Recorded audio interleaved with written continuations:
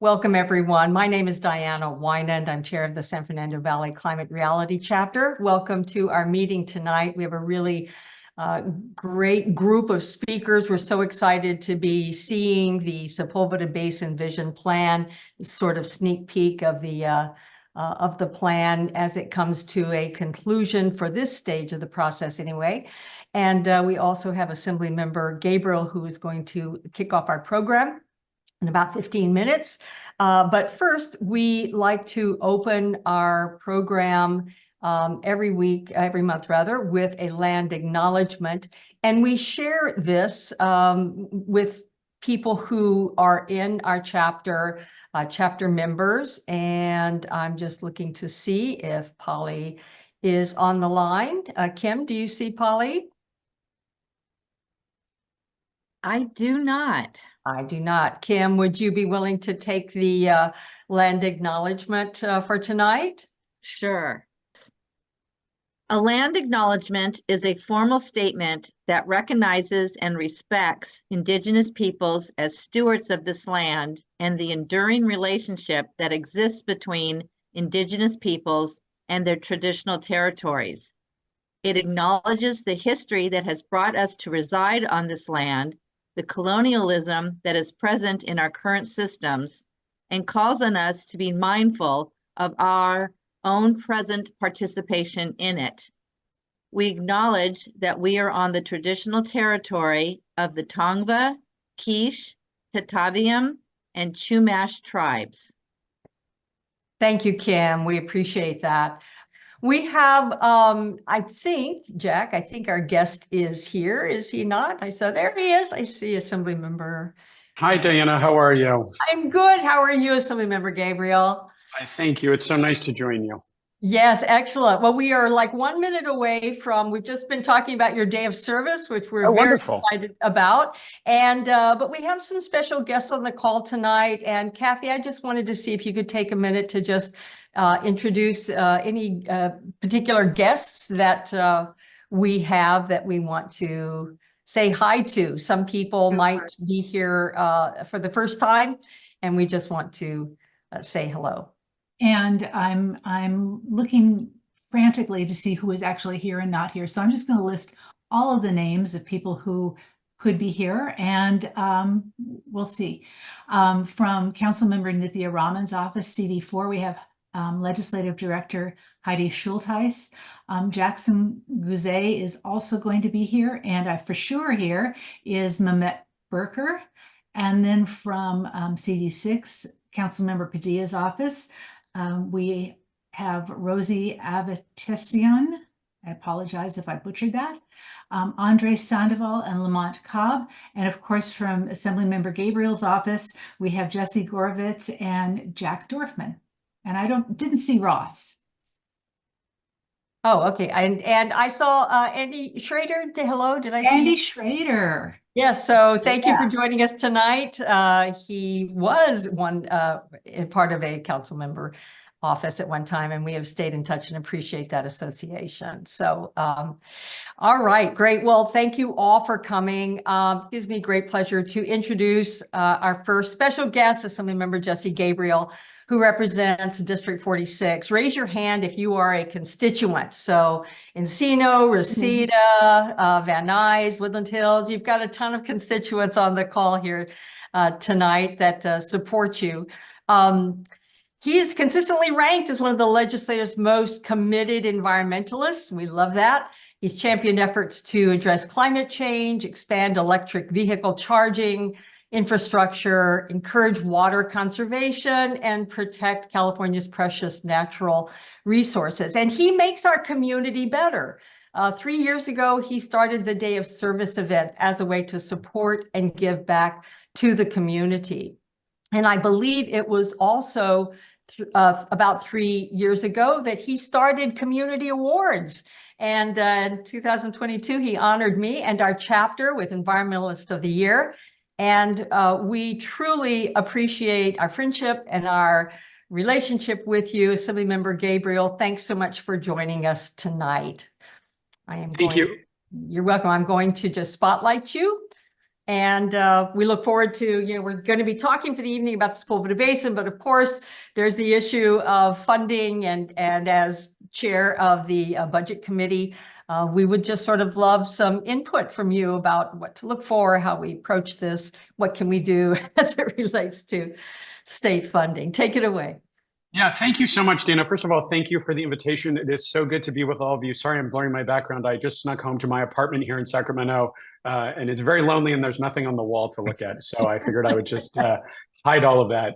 But it's delightful to see you all, and I'm so grateful for the opportunity to be with you and to represent and work for so many of you. And Dana, just know that we super value our relationship with you as well. And I'm thankful for all of the good work that you do in the community.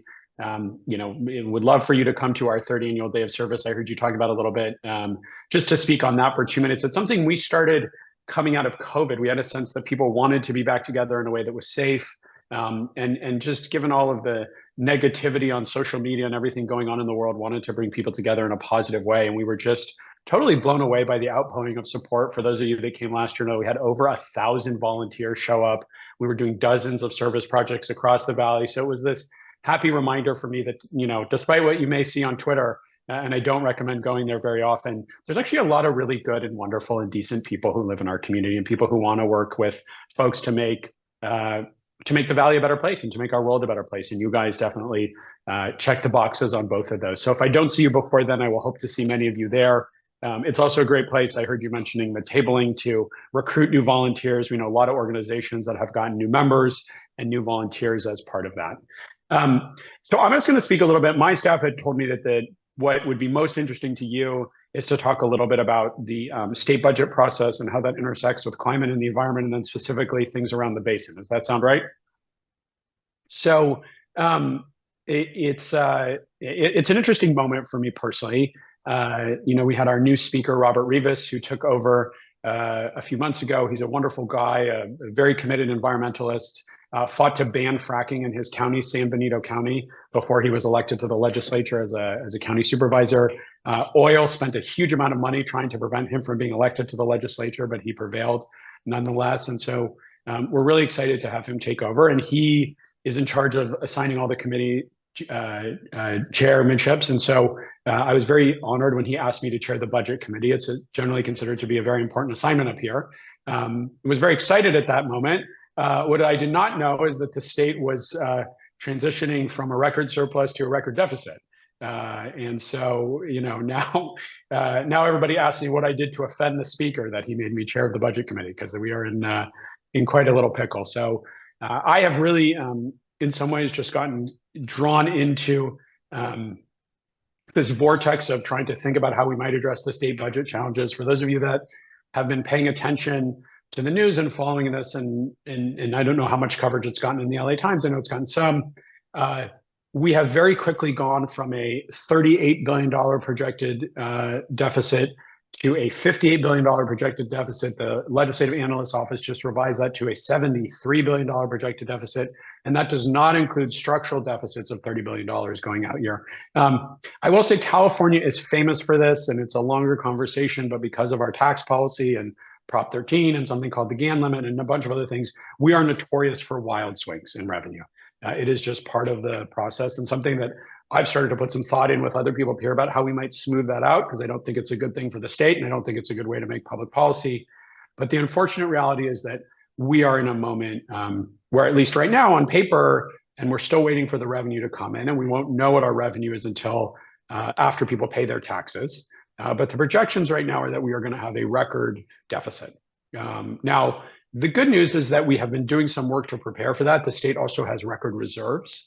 So we have been putting money away every year. We've been preparing for this situation. And so we are in a much, much, much, much better position than we were, say, during the Great Recession, which some of you may remember, or even the budget crisis before that. The unfortunate reality here is that a huge amount of the one-time funding that we allocated in previous years, when we were doing well, was to climate and the environment. It's really something that a lot of members of the legislature wanted to double down on, that the governor wanted to double down on. We funded all kinds of great climate resiliency programs and efforts around, a lot of the things that you talked about, water and climate and extreme heat and wildfires and a whole variety of things. And that, unfortunately, is what's potentially on the chopping block at this point. And so a lot of the advocacy from environmental organizations in California is focused on resisting those cuts, preventing those cuts. Now, I'm obviously extremely sympathetic to that, but we're also in a difficult situation because the governor has not only proposed cuts to climate and the environment, but there's proposed cuts to housing and homelessness, to healthcare, to a lot of things that I think all of us would probably care about. So we're in for some tough choices. So that's just a broader picture of where we are. I was in a number of meetings today. There's some conversation in Sacramento about potentially taking early action to address some of this. And so I was in with the speaker twice today, and he was speaking with the governor and the leader of the state Senate. So it's a very fast moving process at this point. But really sometime between now and June 15th, we're going to have to figure out a package of solutions to address this issue. I can promise you the budget will pass by June 15th, because if we don't pass it, members of the legislature don't get paid. So all other projections are off the table, but I strongly predict we will pass the budget by June 15th. In terms of what we need to do to bring resources back to the San Fernando Valley and back to support the basin, I have been an advocate for some time to try to help make sure that the conversation around the LA River, which has been a priority, focuses not just on the lower river, but also on the upper river, which, as you know, starts in our community. And to think about those things. And I think this is a moment, even though it's a challenging one, where it's an important one for y'all to do advocacy around the issues and priorities that you think are important, and particularly around the basin. And so here's my suggestions about the way to do that. As chair of the budget committee, I do not author budget letters. I'm the recipient of those letters, so I am not allowed to, I have a policy of not submitting them. But my recommendation to you would be to have conversations with other San Fernando Valley representatives. As you know, we have some great environmentalists and some wonderful people that represent the Valley, from Henry Stern and Senator Henry Stern and Senator Carolyn Menjivar, who both have the San Fernando Valley. Obviously, Senator Menjivar has most of the basin. So I would really encourage you to liaise with them. Assemblywoman Pilar Chiava, who has parts of the North San Fernando Valley, but I think would be sympathetic to these issues. And then certainly Luz Rivas and Laura Friedman, my colleagues from the San Fernando Valley. They would be important to ideally have them submit budget letters. The other important advocacy here is to get our local partners involved. So I did a meeting, all the weeks are sort of blending together. I can't remember if it was last week or the week before. Mayor Bass was up in Sacramento with a number of the council members. And so I sat down with her and talked through and the council members about some of the priorities for the city of Los Angeles. There was just a meeting with the LA County delegation and some of the supervisors. And so my recommendation is to speak with, and I think you have some of their wonderful field staff on the call here, and I know how hard they work. So shout out to all the field staff and my wonderful staff, Jack, who's on the call. Talk to Councilmember Rahman, talk to Councilmember Padilla, make sure that this is an issue on their radar. An ideal situation would be for the city of Los Angeles to send a letter elevating this as a priority for state funding, and then also Supervisor Horvath. I think she'll be a very important voice in this conversation.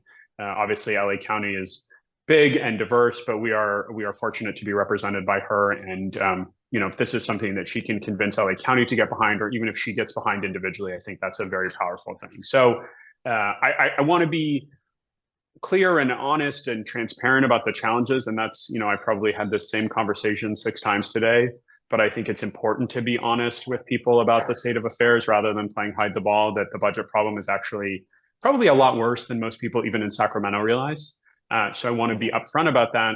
But that having been said, I still think, this is a very worthy cause. You're going to have a sympathetic recipient of those letters. So I would encourage you to do that advocacy, to meet with those folks. And ideally, in a perfect situation, you would have a number of members of the legislature who are together submitting letters to both the Senate budget chair and to me, signed by all of the representatives from the San Fernando Valley and supported by the supervisors and by the council members, and I see we have some wonderful folks from the neighborhood council here. So having their, their voice and if they want to weigh in with their local elected officials, but and obviously, you, as you know, from testifying in support of some really good bills, you too can weigh in the process. And so for SFV Climate Reality Project to submit a letter would also be an appropriate thing to do. So it is a complicated and difficult situation. But I don't think that means you shouldn't make the case. And, even if it doesn't transpire in the short run, you're also setting yourself up for success in the long run. Often big things in the budget take a couple years, they take time. And I have seen this over and over again. People here who have been persistent, who haven't given up over in the first year and the second year, have been able to do really big and wonderful and good and wonderful things for their community. So that would be my advice to all of you. Well, that definitely sounds like very clear marching orders we should be getting to work on. And it sounds like we can do that, as you said, individually as organizations, but also reaching out to those folks that we are connected to, and local and state. We've already been meeting. We have Assemblymember Pilar Chavez was at our meeting last month. So perfect. we are definitely connected. You're ahead of the curve. You're ahead of the curve. Ahead of the curve. Yes.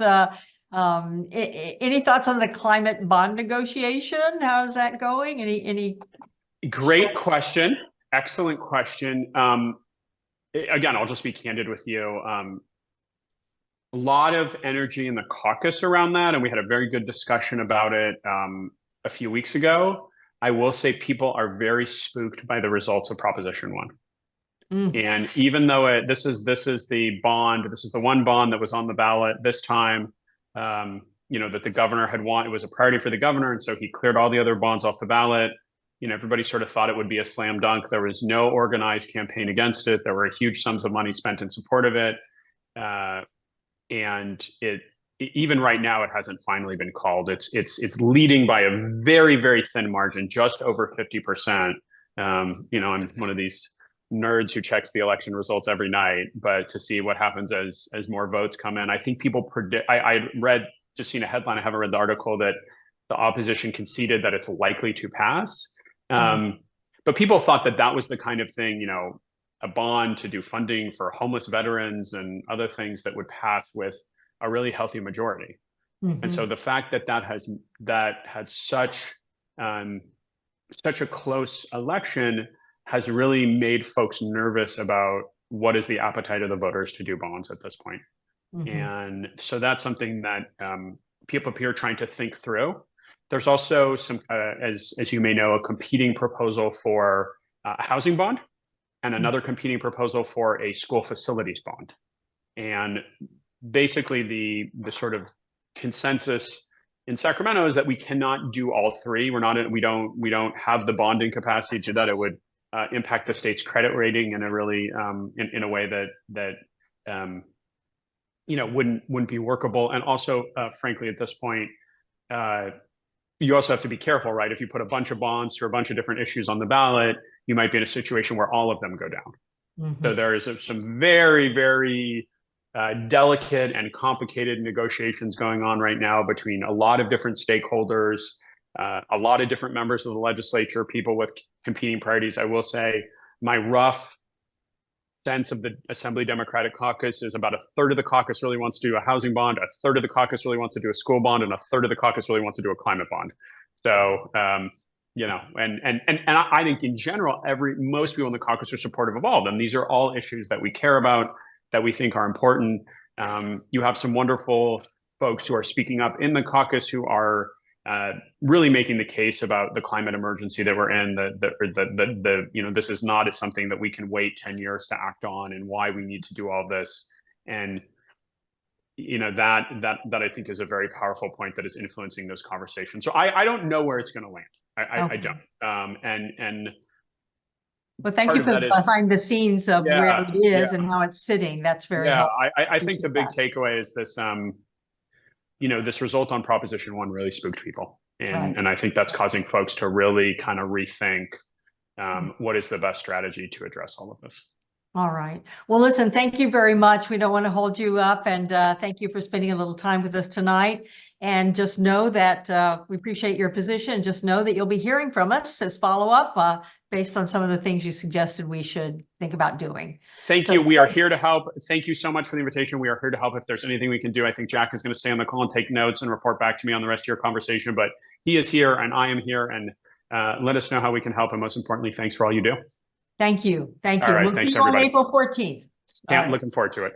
Bye. Great. Bye-bye. Terrific. Thank you. Okay, we're going to move on to the next part of our program, which is going to be the presentation of the Sepulveda Basin Vision Plan. And Michelle is going to introduce our speakers, but then we're going to hear from the city to help us sort of frame this. So Michelle, why don't you go ahead first and tell us who we're going to be hearing from? Sure. Thanks, Diana. Tonight we're going to be hearing from Dr. Mark Hanna, Jessica Henson from OLIN, and Mr. Marcelino Ascensio from the Bureau of Engineers. So we'll first start off with hearing from Dr. Mark Hanna, who is a senior principal for Geosyntec Consultants. He's the project director for the consultant team developing the Sepulveda Basin Vision Plan on behalf of the City of Los Angeles Bureau of Engineering. He has nearly 30 years of experience in integrated water resources, including water resource planning, hydrology and hydraulics, and ecosystem restoration. Prior to Geosyntec, he spent 7 years as a water resources engineer at LADWP. Please welcome Dr. Mark Hanna. And thank you very much. And I know Jessica and I have a presentation that we're going to share together. So you might want to introduce her, and Yes. then ultimately we're going to have Deborah Weintraub, the deputy city engineer from Los Angeles, give opening remarks. Yep. Right. So I will go ahead. and tell us about the other two speakers, Michelle, Jessica, and Marcelina. Sure. So Jessica Henson is a partner at OLIN, where she leads the Los Angeles studio and directs planning and design projects that seek to create socially and environmentally resilient infrastructure, including the Sepulveda Basin Vision Plan. Her other significant projects include the reimagination of the Truman Presidential Library and Museum grounds, the Colburn School of Dance, Chicago's Willis Tower Roof Park, and the new embassies in London and Brasilia, the O'Hare Global Terminal, among others. She's currently an associate adjunct professor at the University of Southern California, where she teaches the Master of Landscape Architects Urban Design Studio in the School of Architecture. And then Marcelino Ascensio is a senior civil engineer for the City of Los Angeles Bureau of Engineering. During his career at the BOE, Marcelino served as a project manager for the mayor's office, Tiny Home Village, and a Bridge Home emergency housing programs, helping to deliver emergency supportive housing. As a construction manager in the BOE's Bridge Improvement Division, Mr. Ascensio helped deliver the several bridges throughout the city from 2015 to 2017. Marcelino served as an infrastructure policy analyst for the City of Los Angeles, Mayor's Office of the City Services, LA Riverworks, and Mr. Ascensio brings over 12 years of civil engineering, infrastructure development, government policy, and project management experience. So please welcome all three of our speakers this evening.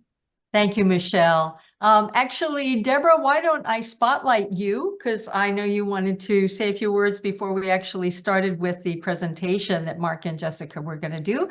So take it away, Deborah. Great. Thank you. I'm thrilled to be here with all of you. Thank you, Diana, for bringing us together. My name is Deborah Weintraub.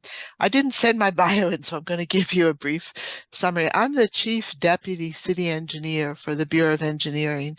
I'm an architect by training. I've worked with the city for over 20 years, and it was under my oversight that we reached out to the consulting community to bring in the team that you're going to hear from.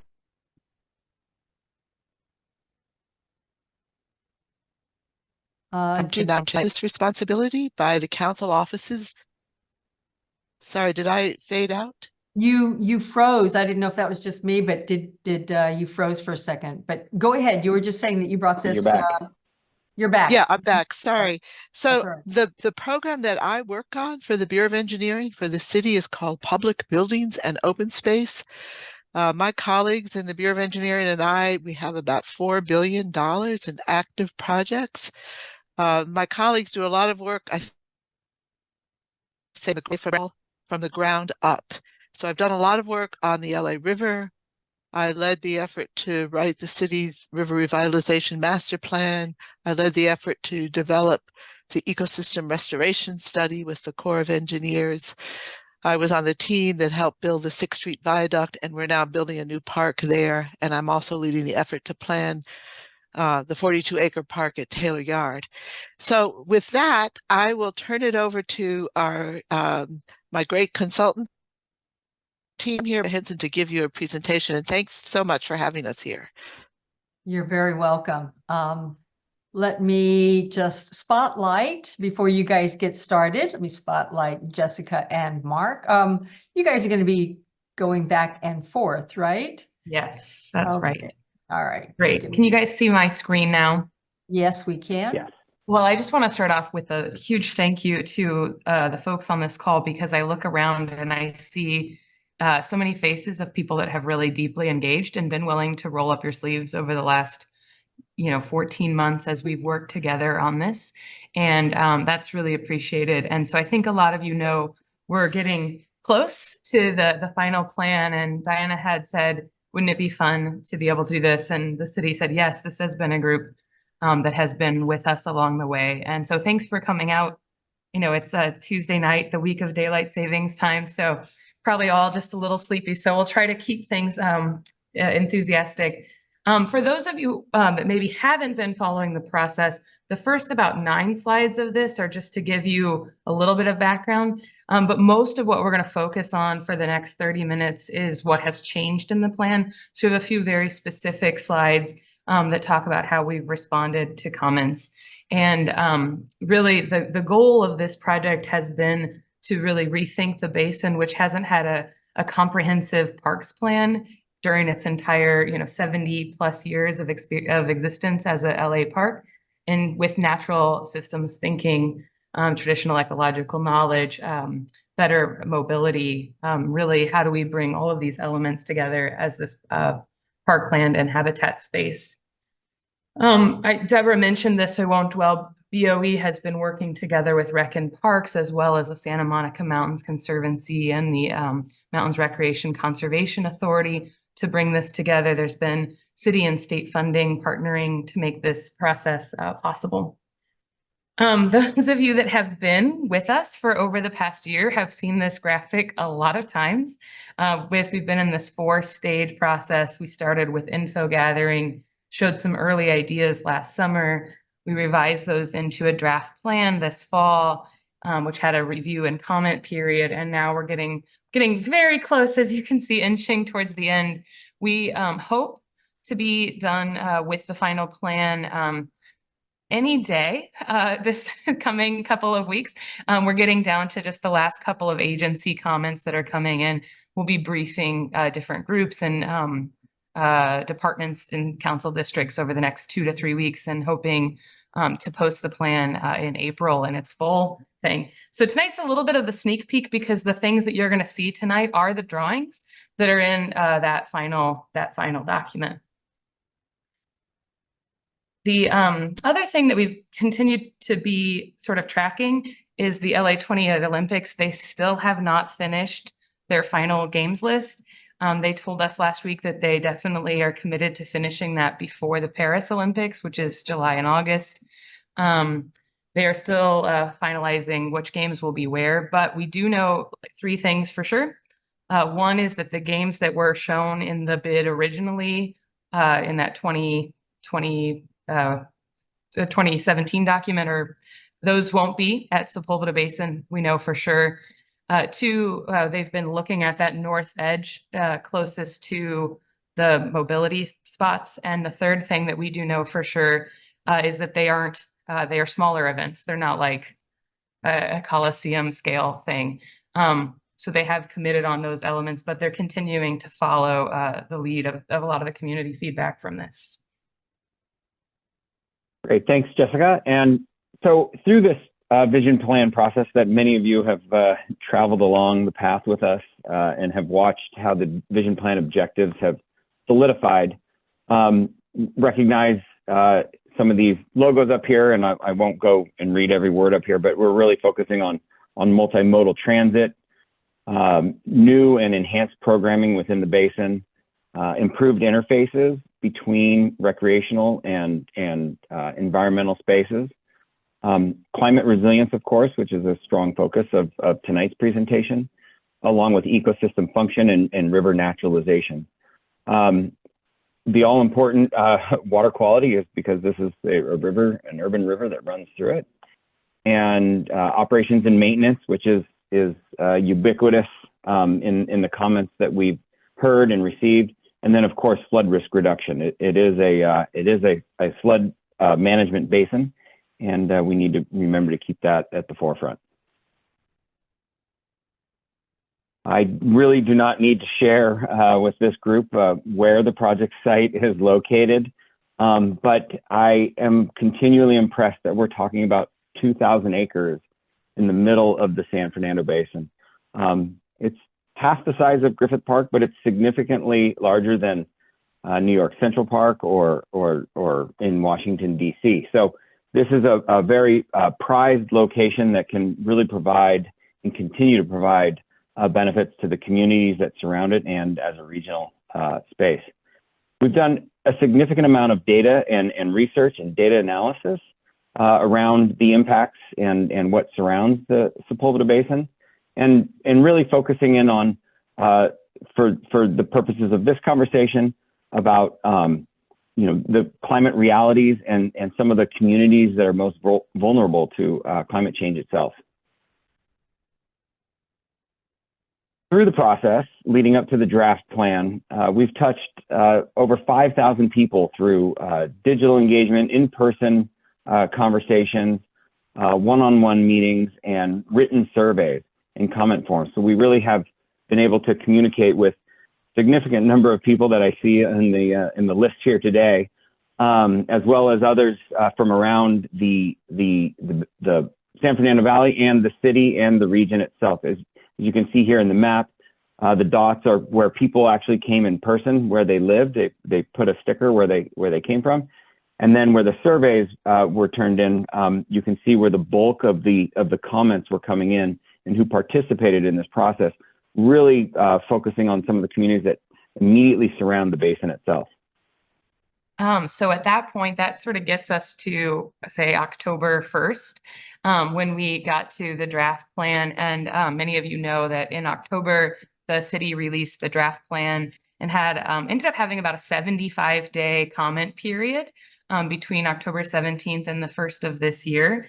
And so a couple of statistics on what we heard from that, and then we'll shift into some changes that we made in the plan. So we had about 536 people send in comments. We got about 24 letters or long form emails as well. We had a few community meetings as well, and we documented the comments that came out of those. Some great conversations. I think some of you actually, Diana starred in the December panel meeting as well, and I know a lot of you also attended that, but some great conversations along the way there.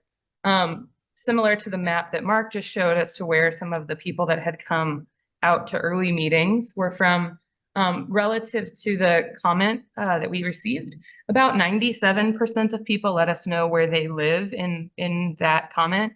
And about a little over half of the people were from the Valley. 55% of those comments came from this area. A lot more, obviously, also from the region. As we know that the Sepulveda Basin is really meaningful to people in the Valley, but also in greater Los Angeles. So some statistics on what those sort of comments said and letters said. About 67% of the comments that came in were directly tied to recreation programs as their primary theme or topic. The river and tributaries and operations and maintenance were the tied for second in terms of 7% of comments, about 6% for funding and implementation, 5% on native habitat plant communities, 2% on cultural programs, 1% on governance, and 1% on water resources. We wanted to obviously show you a little bit more on how that breaks down. So this is a spread in the book. We literally just are showing you sort of a draft of what that final spread looks like. I don't expect you to read all these tiny words, so I'll tell you what some of these say. But the in the lower right, you can see a word graph of what the primary thing that commenters were in support of. So you can see that a very significant amount of comments that came in are in support of golf or dog sports. We did have some great supporters of the river and the dechannelization, a lot of enthusiasm around natural systems. You can see a lot of commentary around trail networks and access, active recreation, comments around homelessness and how to really make sure that the initiatives are aligning to support persons experiencing homelessness, and some comments about wildlife, birds, habitat. And you can start to combine some of these comments in different ways. So between like river, wildlife, habitat, birds, you start to see that there are a lot of people, I think, that are very excited and enthusiastic about that naturalization. You can see also that a couple of constituent groups around dog sports and golf were very vocal in this process, for sure. So taking a lot of that comments, bringing them into the vision plan, we've made a number of modifications that we'll tell you about tonight. We'll break down some pieces of this plan that I think will be interesting to this group. You'll see we have been thinking about how that works. We still have the dechannelization of the river, the dechannelization of all the tributaries to the LA River. We have actually increased the amount of acreage of habitat restoration between the draft and here. We'll talk a little bit more about that. We still have along the northern edge, sort of that active program bar, but we have made some modifications up here in reflection of what some community feedback was around areas that they would like to see a little bit more as passive recreation than quite the level of intensity that we had shown in the draft plan. So that you'll see reflected particularly in the areas of Havenhurst Creek and Bull Creek. You'll see some other edits to the indigenous heritage restaurant and gardens up here, as well as some modifications just in terms of circulation up here. We'll talk, and Mark will talk in a minute about some edits we've made to the River Dechannelization Core project and how we think that's really great. We've been in a lot of conversations with the Army Corps of Engineers. They're really digging into how that continued dialogue will keep moving forward, and we'll talk a little bit more about that. So what's changed? Now the part that I think everyone's waiting for. And if you haven't been following along, but you would love more information about how we got to tonight, there are some recordings and stuff. Just send a chat and we'll make sure you get that sort of information. So we wanted to highlight 6 things that we think are probably of interest, knowing what some of the comments we got from Climate Reality and some of the other sort of coalition, environmental coalition group members.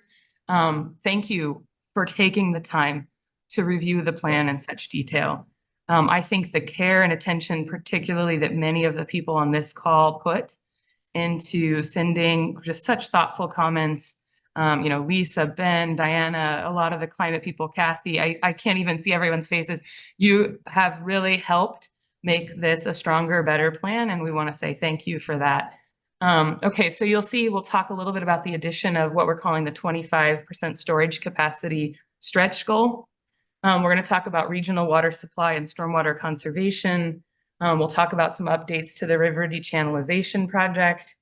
We'll talk about clarification of how the accessibility, habitat, and biodiversity within the Gulf project areas could work and works in the proposal and some of those modifications. We are still working, this is the last thing we're making sure is synced up with the mayor's initiatives around homelessness. So we're bringing services to people that need them. And then we're going to spend the last chunk of the presentation talking about phasing and implementation, because we know everybody doesn't want this to sit on a shelf. We know everybody wants to keep moving forward. So first, one of the comments that had come in was really about hey, if this is our once in a generation chance to rethink the basin, we really want to make sure that we are pushing our climate priorities around the storage capacity of the basin for flood risk. We know we're going to have more significant storms. And a question was asked that in the alternatives, when we showed last summer, we had shown 3 alternatives. The most high alternative of that had shown a 13.6% increase or something to 13.5, 13.6% increase in storage capacity. When the draft came out, we had shown a 10% increase in capacity. And so people rightfully said, hey, what happened to that 3.5%? Why that? So just to say what we have been working really hard on between the alternatives and the draft to now is thinking about where excavated soils can go. And so between the summer and this fall, we did a lot of work on cut and fill analysis in the basin. The 10% was a reflection of looking at where we think we could put a lot of the excavated stuff, and what we thought we could, generally say to the community, this is a very believable 10%. We know how we can get there. But we hear, and the city has been talking about this, there is a goal. Can we push higher? So the plan now includes documentation of that. What would it take to get to 25%? And what would that mean? So, there obviously are some trade-offs. And I think that's where that dialogue exists now moving forward of how can we advocate for those increases and make sure that people are educated about what that means for excavation, what that means about soils. I know Ben and others and Diana have been in, some dialogues about, how do we think smartly about that excavation. It takes a little bit more time, obviously, to excavate soil, or a lot more time to excavate soil and move soil. So there's ongoing work there. But what we have done in the plan is we've identified areas that without hurting the recreation or the elements there, that we can achieve that in terms of the spatial requirements for that extra water. And so here highlighted in blue, you can see the areas. So for example, this is the West Habitat Reserve, which could exist at a lower elevation and still be the West Habitat Reserve.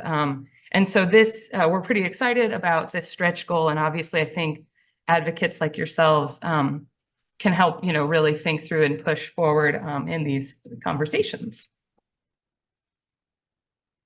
So we did also receive about 5 direct comments regarding water supply, and 2 were thoughtfully written regarding the idea of a regional water supply and an appreciation that it was discussed in the draft plan, but there weren't enough details really to hold on to it and call it a project.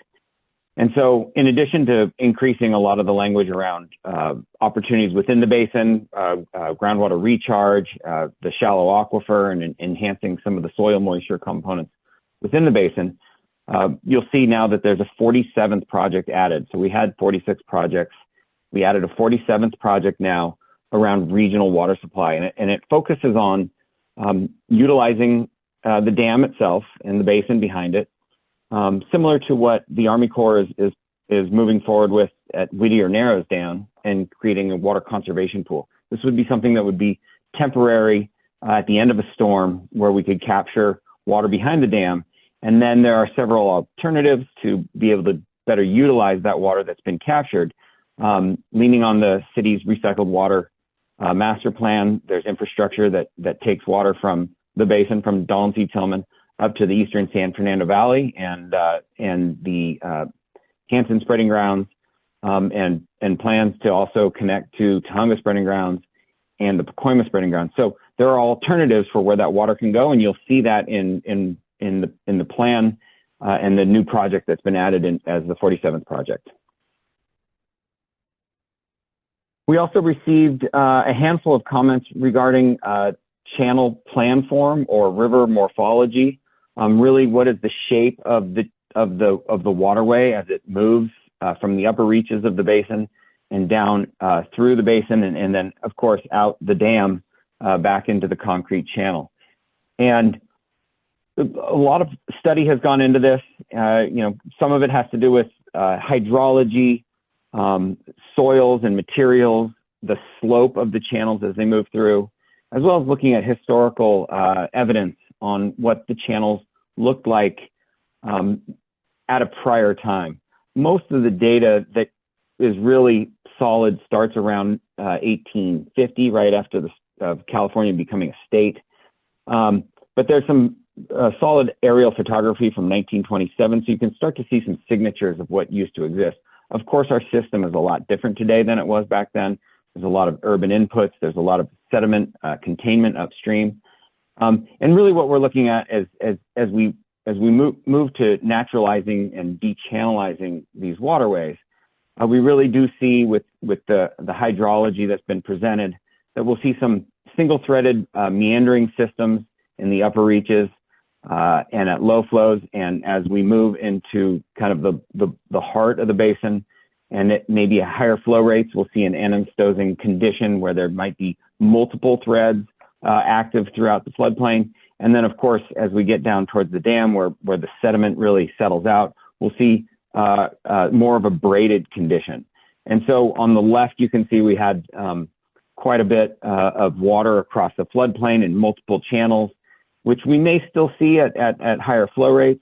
But really at base flow conditions, the final plan is really pointing towards, this process of moving from a single-threaded meandering channel down towards this braided system at the dam. Of course, with all the work that's been done as part of the vision plan and prior to the vision plan, we'll be able to advance that moving forward, obviously with multiple conversations with our friends at the Army Corps, and really moving towards that widened floodplain where there's, increased habitat, more trees and birds and wildlife. We're really focusing on that increase in biodiversity and what kind of channel form can support it. The other thing that we these are sort of similar in the sense of the public draft plan on the left and the right being the final plan. We had some good comments on, I understand what you're saying in the Gulf section about the naturalization and the more biodiverse future of those courses, but there's not enough clarity about what that actually means and how the general non-golfing public can interact with those spaces. And so we have a lot of comments from folks that support golf, as you can see, like about 30% or so of the overall comments. And we have a lot of people that support the biodiversity of those. Those are not always in conflict. Actually, there are some golfers that are really excited about biodiversity within and around the courses. And then there are some environmentalists that are also golfers. And so it's not necessarily that everybody is in total opposition, but it was something that needed more clarity in the plan for sure. So right now, today, the fenced off golf area makes up somewhere around 25 to 27% of the basin.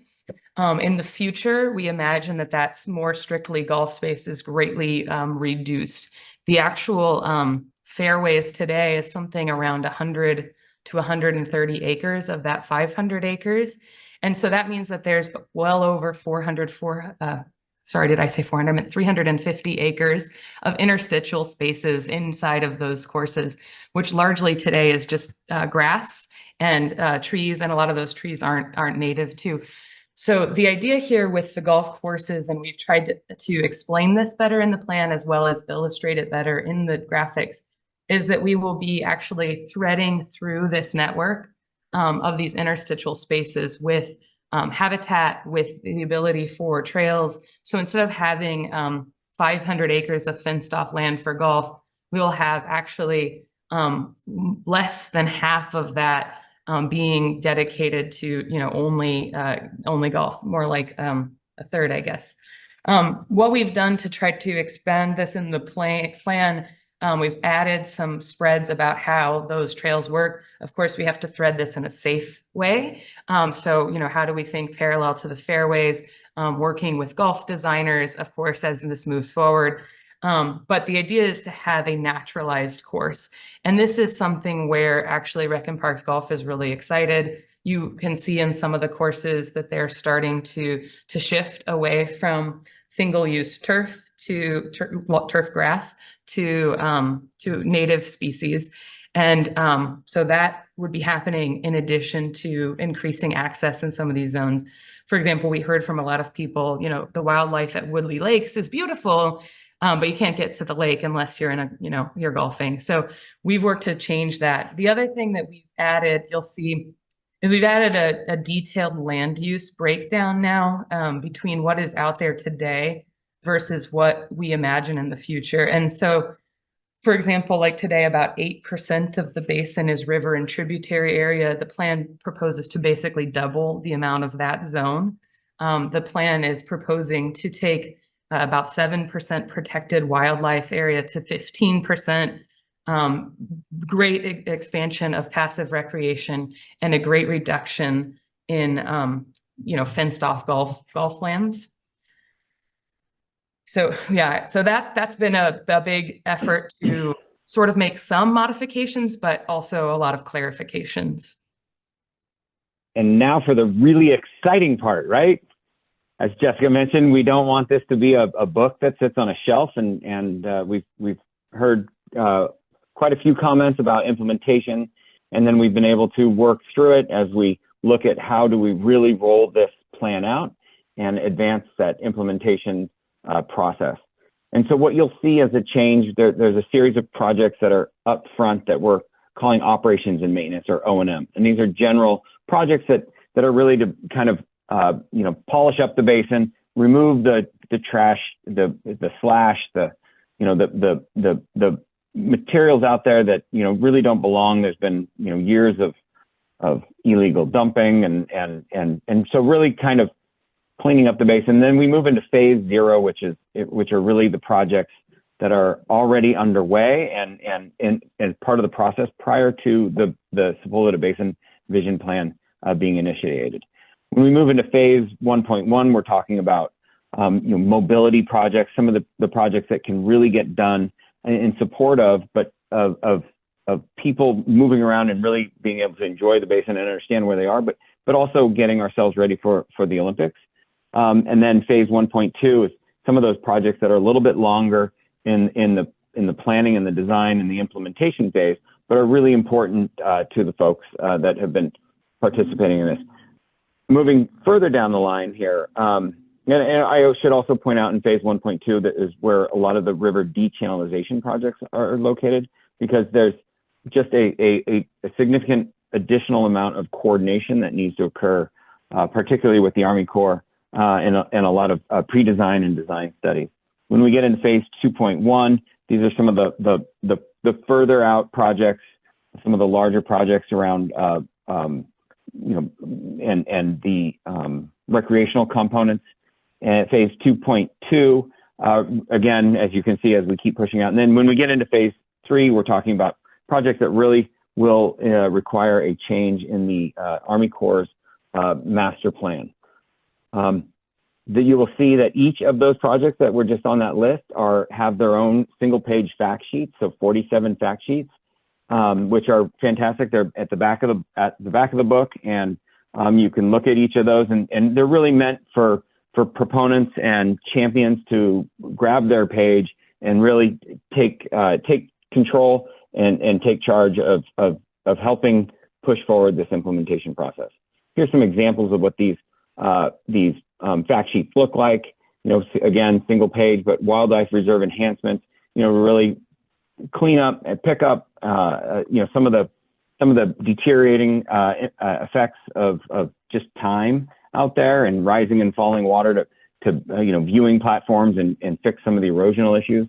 And then on the right here, you can see that the river dechannelization and trail project is still highlighted as a top priority. It's just moved down into a later phase because it's going to take a bit longer to get the planning and the pre-design studies underway. Yeah, that's a really great point, Mark. The phase 1 things, the idea here is to begin the design for these right away. So phase 1.1 is not a prioritization above phase 1.2, but it's the phase 1.1 things are very quick implementation things that just take a couple of years. From the community, from the comments, we've heard a lot of emphasis on the O&M tasks, the brown ones, like, hey, let's clean up what we have. Let's fix these broken overlooks at the wildlife reserve. Let's get some of this fixed. We've heard prioritization around mobility and access, particularly for underserved communities to the north and northeast of the basin. And then we've heard a huge prioritization around the river dechannelization. So these are the things that, as the city is starting to put together grant packages and funding strategies. This is where that effort is really going right now. So some of you probably remember we've done some modifications, although the overall still sits at about 4.8 billion if you did everything. That is the escalated dollars, so it takes into account that something in phase 3 might be taking place in 10 or 15 years. But I think what's really interesting about this slide is just to see how those slices that Mark was describing break up. So, you know, we need about $50 to $60 million, we believe, to get everything in the basin sort of back in what we would, you know, call its best form as it exists now. There's about $40 million of projects that are somewhat either underway, or at least one phase of them is underway. That phase 1.1, which is a lot of mobility enhancements, is 145 million. And then phase 1.2, which is the dechannelization of the LA River and the tributaries, sits at about 2.4 billion total. That's, I think, really interesting to think about, because that these first couple of things include what we've heard as the community priorities. And so we're, you know, a couple of $1 billion there. The purple stuff, as Mark mentioned, is a lot of the upgraded recreation facilities like gymnasium. I would say purple is a lot more architecture, bridges and things over like the freeways. And then the blue phase is like the art museum component, or it doesn't have to be an art museum, the museum component and other things like that. So what we wanted to compare this to other things that are happening in the region to give tools for having conversations around this. And we know that this is, as advocates, you are all always thinking in relation to what your assembly people are also funding or being told about. So this is some recent things to put that into perspective of the vision plan overall, as well as some of these other phases. But we wanted to also give some tools. So when you just think about $4.8 billion, it's such a big number that it's very easy to be like, I don't even know where to start. So we did a breakdown. I'll show you two. One is looking at the O&M and phase 1.1, and then one will look at the river dechannelization next, of like, what scale of funding over a series of years is that project really looking at? And when you start to look at it this way, you start to see more manageable numbers that start to be like, okay, I could see how that could be related to a budget request. This is evened out over a number of years. So, you know, we're already into 2024. So I'm not suggesting that like it has to be perfectly equal, but you get the idea for something like to do all or most or all of the, excuse me, my eyes just sort of blinked funny, to do all of the brown in the phase 1.1, what that sort of scale is looking like, or say, for example, to look at the river, the core mainstem LA River dechannelization, that's about a decade-long process.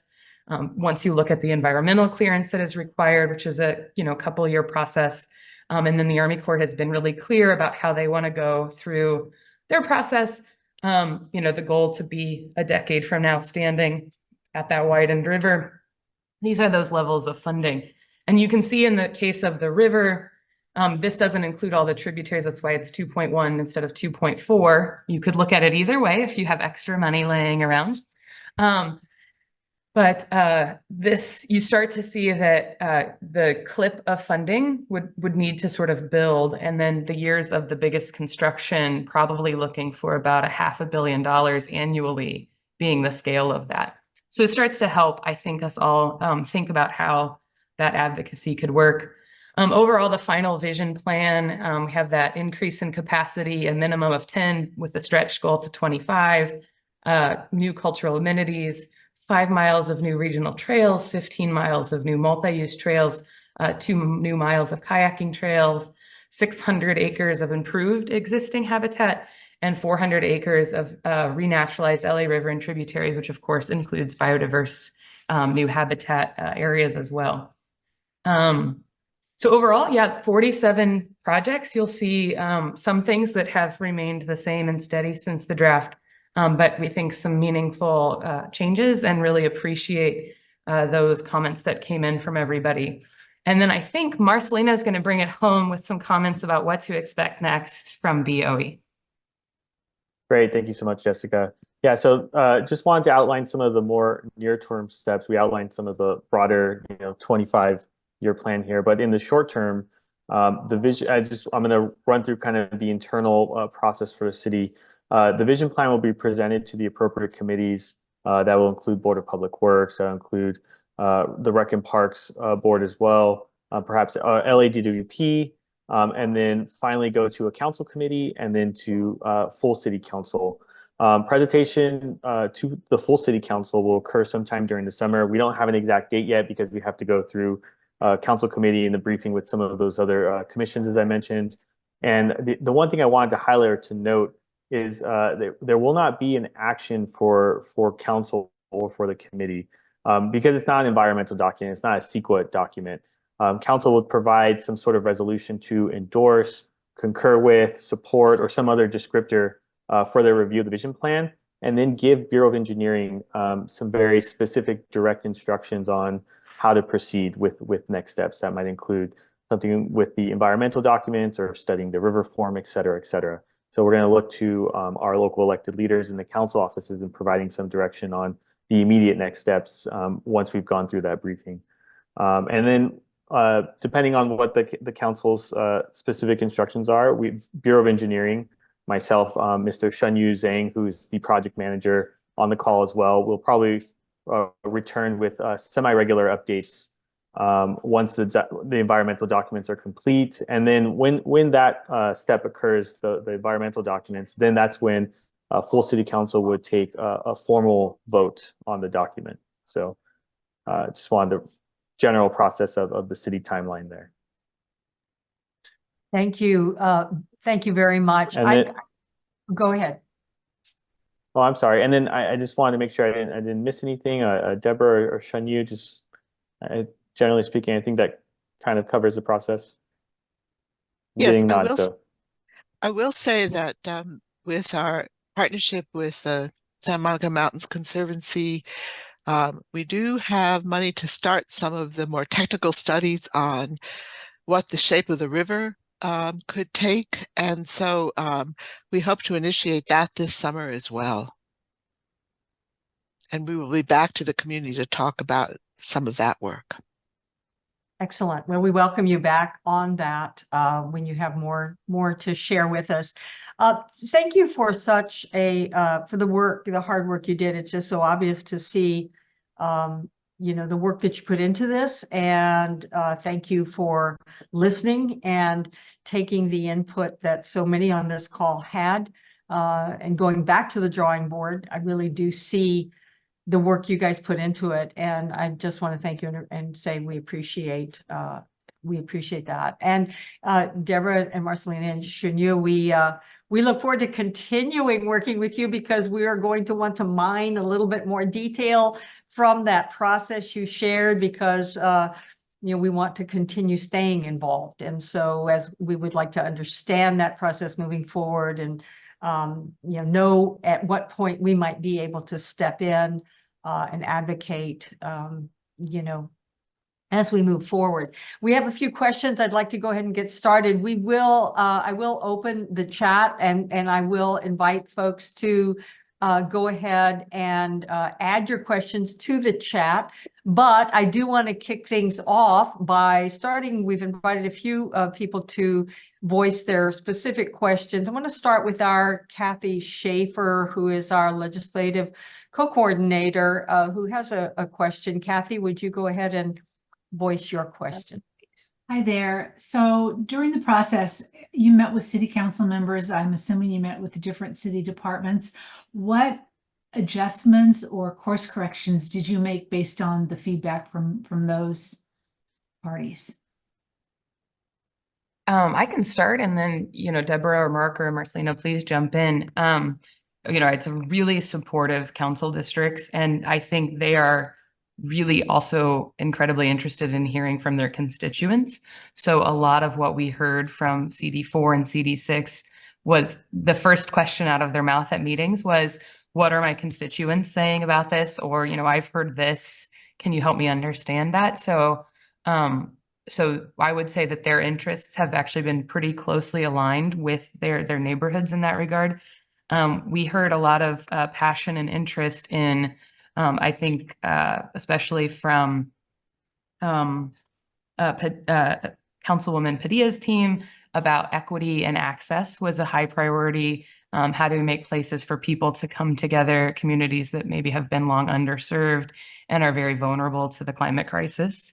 And so I think a priority there was certainly around, and Lamont's on, so you can correct me if I misspeak, but the like a priority around shade connectivity, around other features, environmental features that would protect those sort of things.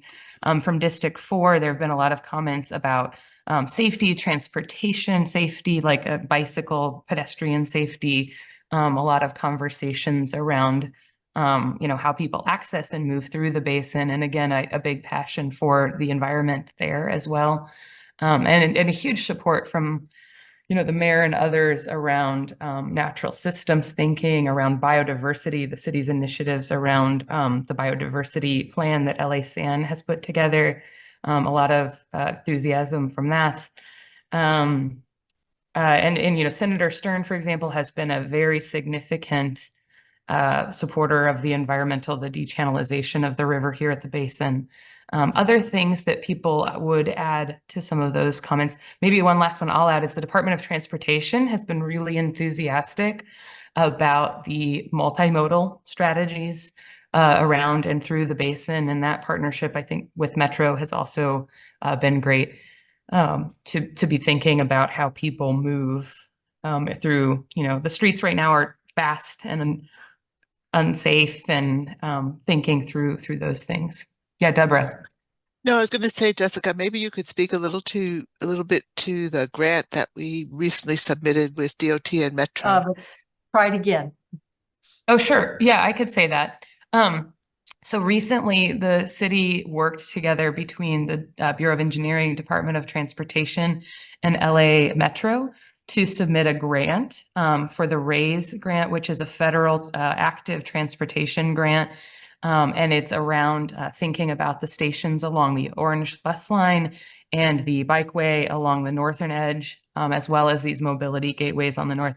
So those three departments came together and submitted a grant package. The Marcelino gets the credit for doing a lot of that heavy lifting and bringing it together at the end of February. So the city is really pushing those sort of partnerships across departments as it relates to things in the vision plan. So there already are sort of funding packages going out. So there's a package around river dechannelization that's being focused on. There's a package around mobility, and those have been high priorities for sure. That's a great question, Kathy. Thank you, Kathy. Next, let's go to Ben Harris of LA Waterkeeper. Ben, can you voice your question? Hi, yeah, thank you everybody for your time. It's great to see you again. I appreciate all the hard work that you put into these plan improvements. My first question was focused on that new project that was added about the opportunities to better utilize the dam for stormwater capture and regional water supply goals. I'm heartened to see that that is an element that's added here, but maybe this is the right time just to talk a little bit more about the alternatives that you discussed about where the water could go. And I'm more concerned about the idea of adding too much infrastructure to achieve those goals, because part of what I was thinking is there's an opportunity to utilize existing infrastructure with the pipeline to Hanson. But I guess I'd want to hear your thoughts on, what dam retrofits might need to be included, what other piping additions those alternatives would need to see. Thank you. Oh, I can't wait. Go, Mark. You're muted, but I know you could talk about the alternatives for a while. Maybe. So there we go. Can you hear me? Yes. All right, Ben, thank you so much. And yes, you've been a very thoughtful participant throughout the process, and of course your comments and questions are very pointed and appreciated. Correct. The basin itself is infrastructure in itself, and really, we do like to focus on natural systems thinking. And so there are enhancements about in-basin stormwater capture and local recharge, as I mentioned, but you're asking directly about changes to the infrastructure. And of course, again, our good partners over at the Army Corps will be engaged early and often on this project. But the real change in the basin itself is adding gates that can open and close on the outlet, and then understanding what temporary inundation may do to some of the embankments within the basin, and looking at elevational changes of where that temporary water storage would occur. So, Mark, can I ask a question? Just because I know a lot of people on the call might not know how the dam operates. So can you describe what you mean by the gates and how they operate today? for sure. So there's several gates at the base of Sepulveda Dam. Some of them are operable, and 2 of them are not. They're wide open, and the intent of these gates and these openings are to allow water to enter the basin upwards of 60,000 cubic feet per second during the largest storms. And there is a permanent opening in the dam that allows 16,000 cubic feet per second to leave. So if 15,000 cubic feet per second are entering the basin, it's going to flow through the basin and out and downstream. As flow rates increase coming into the basin, water will start to stack behind the dam. As the flow rates and the storm subsides, the basin itself will start to drain through those openings that are there. Now, one idea is, as the sun comes out and as the dam is draining, that if there were operable gates in these 2 openings that are permanently open, we could actually retain some water behind the dam. And I know we had a slide that showed where maybe some of that pooling would occur. And so once we have our ability to capture some water behind the dam, this wouldn't be, significant depths where, Burbank Boulevard and others are inundated for long periods of time. We now have the ability to look at multiple opportunities. And I mentioned coordinating with the Army Corps. We'd also need to coordinate with LADWP, LA SAN, Bureau of Engineering, LA County Flood Control District. And so some of the options and alternatives for where this water can go is, again, not adding new infrastructure to the basin, but utilizing some of that existing infrastructure. There's a pump station actually at Donald T. Tillman that that pushes water to the Valley Generating Station, which is right next door to the Hanson Spreading Grounds. And so that pipeline exists, the pump station exists, and so there's an ability, there's actually an outlet from that East Valley line that has an opening into the Hanson Spreading Grounds. So some of that existing infrastructure is capable of actually moving this water. Now, we need to be thinking about the commingling of recycled water and storm water, so there may be a treatment process that needs to be in place. The regulations are continually changing. So with a plan that's 10 years in the future, we need to be looking ahead at what those regulations may be. There are other opportunities, maybe downstream, where we could utilize the water for environmental purposes, or maybe even downstream recharge lands that may be created. And so temporarily storing water behind the dam to release it back out of the dam to continue down the channel at a week later, when some of the recharge lands that are in some planning processes, or maybe at Taylor Yard where some irrigation or some additional flooding capabilities exist. So this water can be used not only as a water supply for drinking water, but they could also be used as a water supply for natural areas and habitat and irrigation downstream. So those are some of the alternatives that are in there. And I'm happy to share more with you, and if folks are interested in this, obviously I'm passionate about it, but I know that there are some other questions that need to be asked, and then I'd love to catch up as well. So we definitely need new gates, and the Army Corps has stated that they need to do a structural evaluation of the dam in order to do the reoperation of the dam, because we're basically suggesting that the entire way that they think about operating the dam today is different. But that's a way, that's a path with identified. And there are precedents that have been set. The Army Corps is looking at water conservation at some of their other facilities. And so it's nice that we wouldn't be the first dam to be looking at this in the LA basin. because Whittier and Aris has already gone through the process.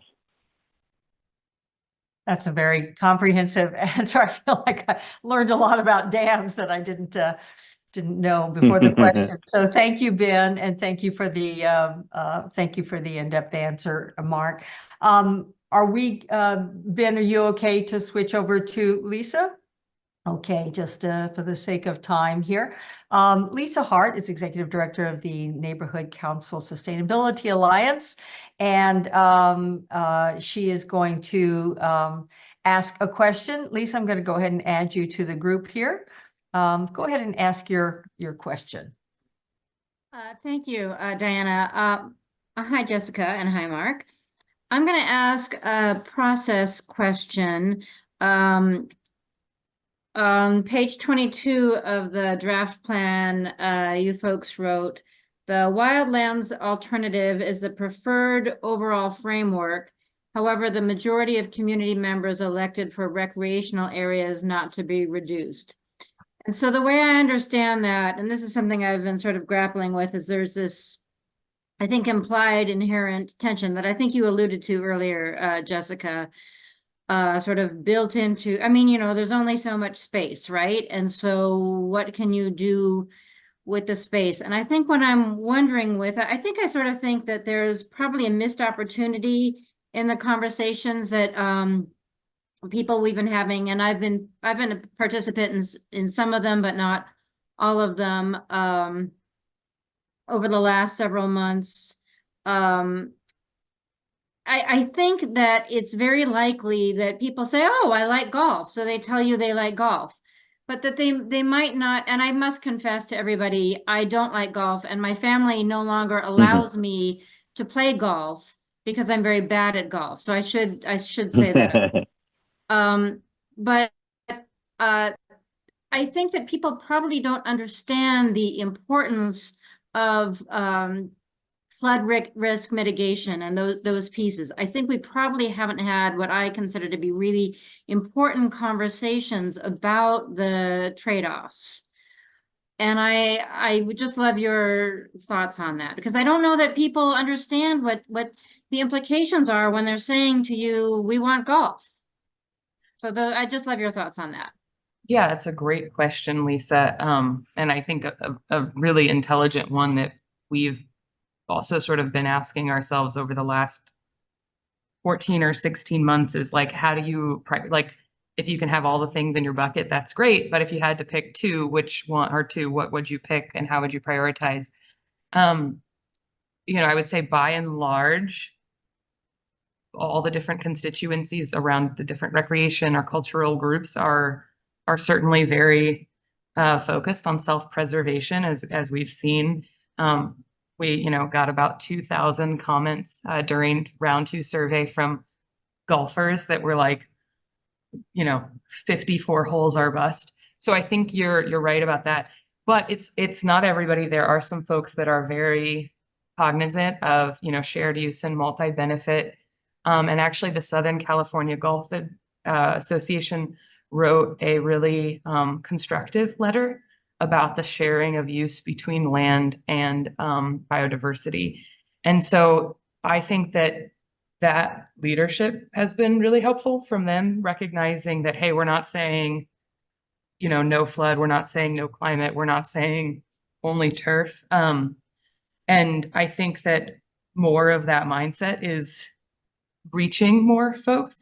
I certainly would not say it's reached everybody.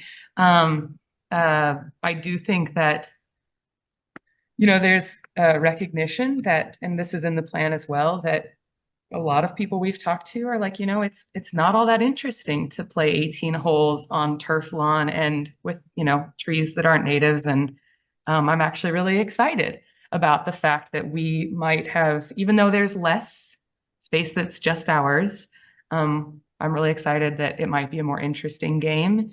And that was particularly prevalent among the youth golfers. So we had some like high school golfers that use the junior academy. It's not an academy, but the junior, City of LA runs their junior golf program that the name now escapes me, but they run it out of Woodley Lakes. And some of those golfers. And so when you think about the future, it does seem like, they're very enthusiastic about the shared use and thinking about the environment a lot. So I think it's a great question. I think we have achieved some education in this process. Is there more work to do? Is there more engagement to do? Yes. And I think that's where folks like yourself, Lisa, Diana, Ben, everybody, Kathy, everybody on this call, I keep using those names because I see your faces.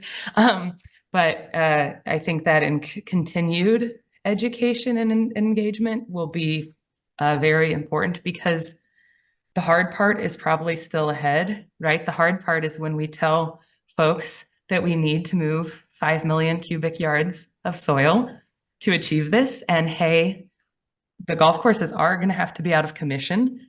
Even if some golf is back, there's a period of time when construction happens. And so those hard years are coming. Deborah knows it well because she's been in a lot of those community meetings when trucks with soil are running through neighborhoods. And yeah, anyway, Mark, jump in, or Deborah or others, rambling probably here. Well, sorry. I think that was a No. fantastic response. There's a lot of work that's been done to date, and as we move forward, there's a lot more work to do.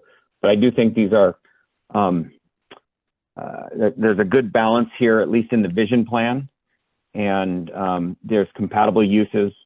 There's a lot of that interstitial space within the golf courses themselves that can be, and that the Rec and Parks is already advancing into native habitat, less water use, and these spaces are floodable. And so I think there's a hand in hand kind of aspect to some of these flatter type activities that occur behind a flood control basin.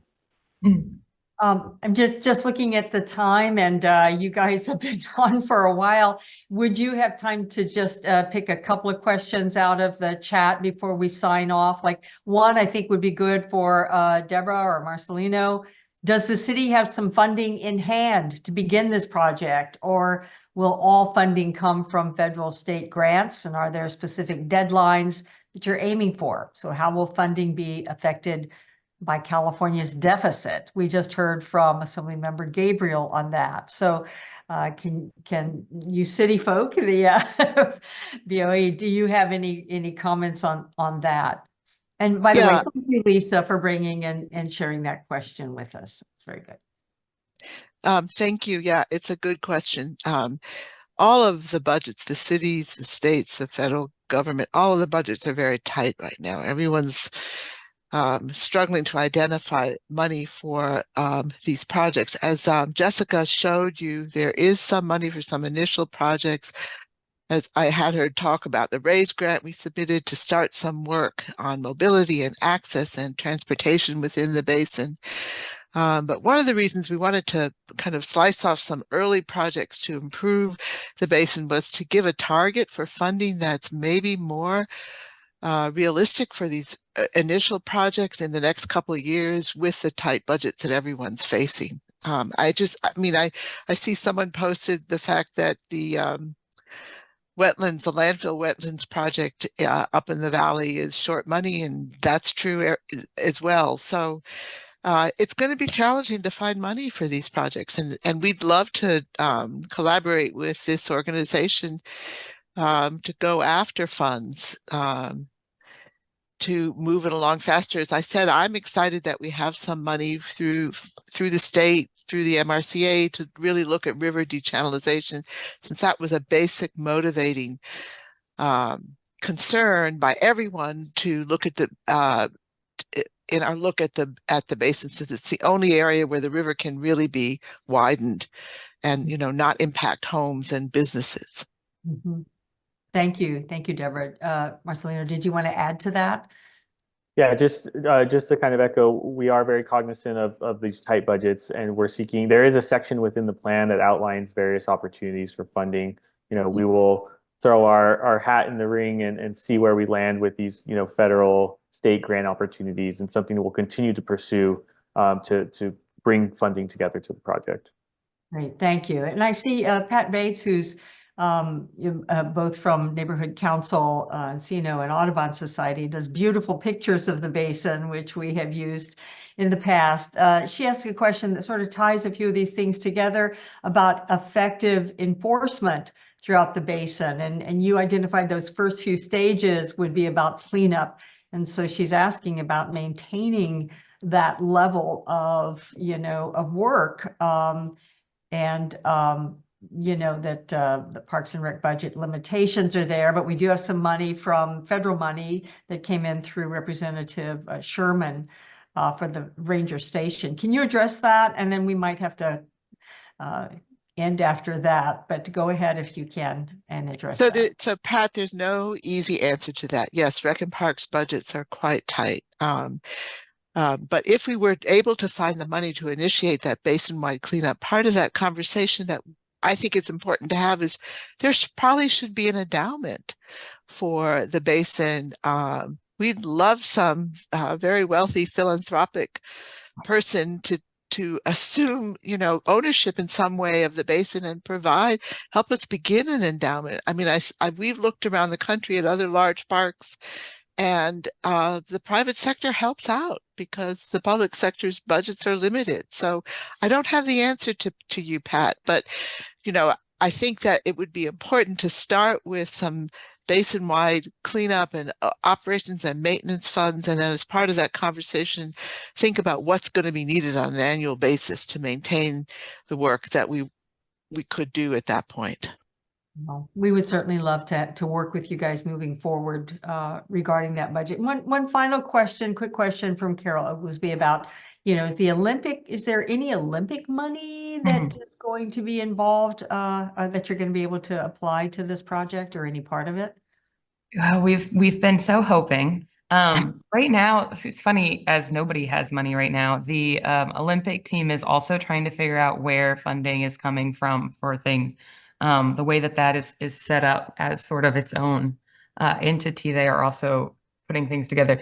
They currently have set things as it's a no-build Olympics, so things that would be used are sort of temporary, like bleacher scaffolding type stuff. They are doing some legacy programs right now. I don't know if all of you are familiar. They're doing with Rec and Parks a programming thing for youth around the area. And so a lot of the legacy of the 28 Olympics is intended to be investment in youth and children programming around the city over the next 4 years. So they don't anticipate having like a windfall of dollars. But what we have been working with them is they've seen and they are very familiar with the vision plan and where community members, don't want to see these types of things versus where a program area could be. And that we have talked, like, even if let's say they're going to spend $1 million at Sepulveda Basin to make a 100 by 100 foot flat zone in a soil area, could that be in an area that in the future is going to be something in the vision plan, so that it is at least doing like the rough grading for that project, so that it's not lost energy as probably so it's less likely that there's going to be like dollars for a project, but more likely that the city can ask LA 28 to align some of their efforts to those zones, whether it be probably stuff for like mobility or access would be the most likely things.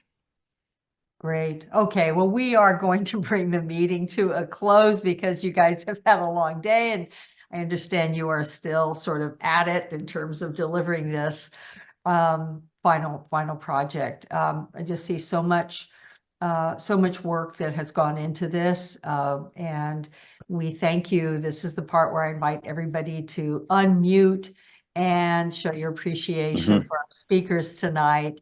Thank you guys so much for spending the time with us, for sharing it with us before it's even delivered. So we really do appreciate it. And thanks for hearing and taking into consideration some of our concerns.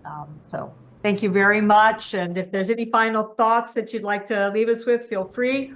Otherwise, well, just Thank you so much for hosting us and putting together this great audience. It's really appreciated. Great. Thank you, Deborah. And thank you, Mark. Yeah, We thanks know for Jessica coming. and Mark. Yeah, thank you, everybody. Thank you. Thank you. Applause. Have a good night.